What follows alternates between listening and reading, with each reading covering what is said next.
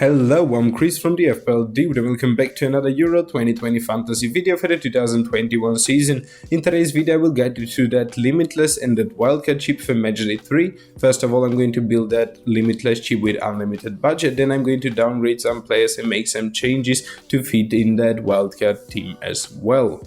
If you're new around here, please make sure to hit that subscribe button. Don't be afraid to give this video a thumbs up if you like it. If you got any questions, drop them down in the comment section. You can contact me on Twitter as well. There is a link down in the description, as well as a link to my Euro 2020 Fantasy League. Without further ado, let's begin. So first of all, mainly because we have unlimited budget, I am going to bring in two very strong goalkeepers. The first one is Donnarumma. He is a goalkeeper we can trust. He plays for a defense we can trust. That Italian defense have been very informed now for the last 5 to 10 competition games. The next goalkeeper we could potentially go for is going to be the German goalkeeper Neuer. I do believe that he's a very good goalkeeper to go for. Now in Matchday 3 they play against Hungary. That is the easiest opponent they have in their fixtures. So I do believe that Germany are going to play very well in that one, because the other one are France and Portugal, so they must compete and earn some points to be able to go through. Next up, I'm going to bring in those defenders. The first one that I'm going to bring in definitely to my team this week is going to be Spinazzola. If I was going to use that Limitless chip, he costs 5.5 millions, guys. I believe that he has very good potential to do good, mainly because Italy has very good clean sheet potential, but him himself is very attacking minded, so he does have very good attacking return potential. The next defender that I'm going to bring into my team, it is going to be the English defender now playing for Manchester City. It's Stones. I do believe that he's a very good player to go for, mainly because he does seem to be guaranteed starter for that English team. You could potentially even go for some of their fullbacks, guys, but I think that both of their fullbacks are not guaranteed starters. They might be rotated, especially in this last match, as England might have enough points to actually move on to the next stages. The next defender that I'm going to bring in now is going to be the Netherlands defender Dumfries. I do believe that he has very good potential to do good, especially in this particular matchday, because Netherlands plays against Macedonia, and Macedonia seem to be the easiest opponent of this tournament.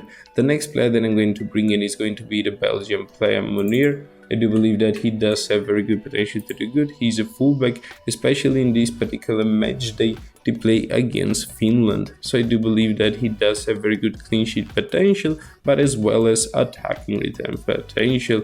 And just to fill out those defender spaces, now I will go for one more of these defenders.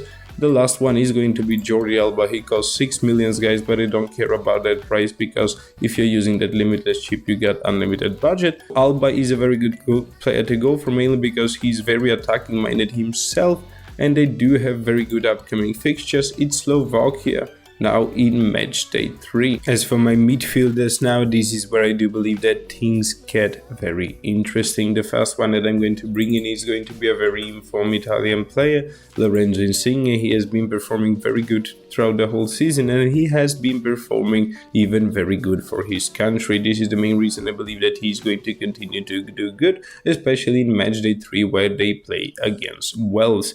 The next player that I'm going to bring into this particular team, it is going to be the midfielder playing for Netherlands, Wijnaldum. I do believe that he does have very good potential. They do play against Macedonia in this one, so I expect a lot of goals from that Netherlands side. I do believe that Wijnaldum is very attacking minded, a very good player playing for that Netherlands team, and he does have very good potential to score goals, mainly because he's taking tons of shots and he is finding himself in situations where he could potentially shoot or score. The next player that I'm going to bring in right now is going to be the German player Gnabry. I do believe that he's a very good player to go for, mainly because he's listed as a midfielder, guys, but he actually plays as a striker for that German team. Müller plays behind him, so Gnabry is their #1 striker. I believe that he does have very good potential to do good, especially in this one, mainly because Germany plays against Hungary. That is the easiest opponent they have in their group. The next player that I'm going to bring in, it is going to be one of my favorite players in real life, and that is Kevin De Bruyne. He costs 10.5 millions. He has been injured for some time now, but I do believe that he will be fit and ready to play in that last match day. This is very good for everybody that is using Limitless chip or Wildcard chip. I don't think that I will go for him, as I do not have space for 10.5 million midfielders in my team. But for everybody else using that limitless chip or wildcard, you could potentially go for Kevin De Bruyne, as I do believe that he is even going to be a very good differential. The next and the last midfielder that I'm going to bring into my team is Ferran Torres. He plays on the 23rd, so I do believe that he should potentially start on the bench. Then I'm going to move him in and replace him to any of my players underperforming or failing to start. When it comes to the strikers options, I have selected 3 players that I believe will do very good now for this last match day. The first one is Lukaku. This Belgian player has been very informed throughout the whole season. He has been playing very good for his team and he has been playing very good for his country. I do believe that he does possess very good captaincy potential, him as well as Depay. So I'm going to bring in Depay in this team as well, because Depay plays against Macedonia. Unfortunately, both of these players play at the same day, so you can't captain them both. So you're going to have a bit of a captaincy headache there between these two, but I believe that Lukaku is the better player to go for, even though Depay plays against Macedonia. And as for the last striker that I'm going to bring into my team, that I believe is a must-have player for this last particular game week, it's Harry Kane. He's on some set piece, he's on penalties. I believe that he has had a fantastic season and he has played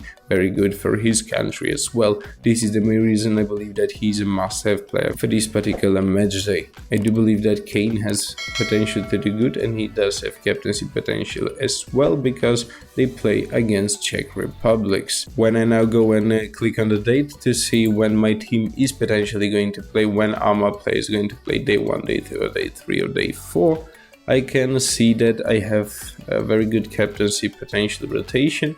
I can start it with Insigne, then I could potentially move it to Lukaku or Depay. After that, if both of them does not perform good, I could potentially move it to Kane, and Kane should be a starter here instead of Gnabry, as Gnabry play on the last day. And then on the last day you could potentially have Gnabry or Ferran Torres to be your captain. So guys, you're going to have tons of good players for this last game match day. You're going to have tons of options for that captaincy armband as well. I do believe that this team is going to be very strong and will earn you a very good amount of points now for this particular match day. But unfortunately, this is a team that I cannot allow, as I'm not using the limitless chip. I will not be using that wildcard chip either. This is a team that overspent the budget with 16.6 millions. And for that wildcard team now, guys, I would need to make some downgrades and make some adjustments, but I believe that I will still be able to keep the integrity of the team. So to be able to build that wildcard team now, I will need to start downgrading and making some changes. But first of all, I would like to say that I'm going to keep all my 3 strikers, Lukaku, Depay and Kane, as I do believe that they are a vital part now for match day 3. So Gnabry is going to be changed out to Kimmich. So guys, first of all, we'll start with players that are going to be replaced with players playing for that same team. So Kimmich is the first one that is going to be transferred in. Insigne to Berardi is going to be the second one. I do believe that even Berardi has very good potential to continue to do good. De Bruyne to Tielemans is going to be the third transfer. I can see Dumfries here to Windel is going to be the fourth one. Ferran Torres to Dani Olmo is going to be the fifth one. Jordi Alba to Torres is going to be the 6th and last one. Now downgrade players playing for the same team. Now I would even need to make some more adjustments to this, because the budget does not allow me to continue with this team. So the first one that I'm going to change out is going to be Stones to Klosterman. Klosterman is very good defender to go for, especially for this particular match, because Germany plays against Hungary, so he does have very good clean sheet potential, but he is attacking minded fullback, so he does have attacking return potential as well, but only for this particular match day, because Germany are actually having very tough groups. The next player that I'm going to change out now, it's got the goalkeeper Neuer. I do believe that I'm going to bring in Radetzky. He's much needed for this team as the budget does not allow you to go for anyone you want. And as for the last player that I'm going to downgrade now, even though I don't believe he's a downgrade, is going to be Wijnaldum to Mason Mount. I don't believe this is a downgrade, as I do believe that Mount is a wonderful, very good player to go for. Especially very good now for Matchday 3 as England plays against Czech Republic. So guys, if you thought this video was of any help, then please do give it a thumbs up. Don't forget to subscribe if that is something you have not done already. Thank you for watching, and see you next time.